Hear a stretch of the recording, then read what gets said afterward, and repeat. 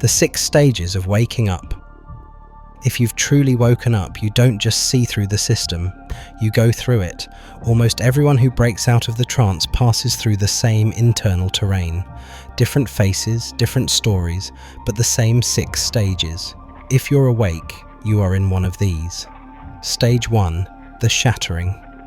It starts with a shock to the nervous system, a moment where something doesn't add up, a contradiction, a lie, a pattern, and once you see one thread, you pull it, and the whole illusion begins to unravel. You realize the world is not what you were told, power is not where you thought it was, and the people at the top are not caretakers, they are predators.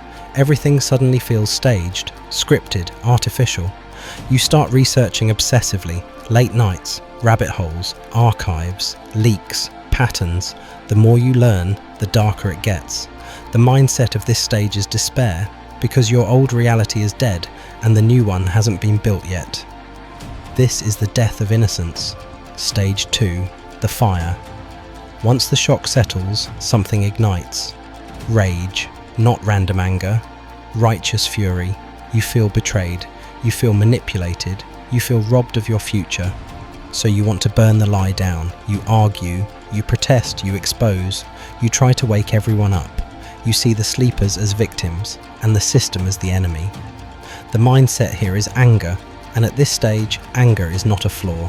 It is fuel, it creates movement, it pushes you out of paralysis, but anger cannot be your home. Stage 3, the escape. Eventually you realize something terrifying. You can't beat a system that trained you to fight inside its rules, so you try to leave it. You chase self-sufficiency, off-grid living, homesteading, prepping for collapse. You imagine freedom as isolation, no government, no banks, no dependence. But beneath the surface, the mindset here is fear. Fear of control, fear of collapse, fear of being trapped again. You don't want freedom, you want safety. Stage 4, the mirror. This is the hardest stage. You realize there is no such thing as total escape. Even off-grid, you are still grinding, still stressed, still surviving. You didn't leave the prison. You just built a smaller one and called it freedom. You traded one master for another. And the truth hits. You were never running from the system. You were running from yourself. The mindset here is confusion. The old story no longer works.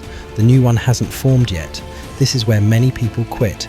But if you stay, stage 5, the game.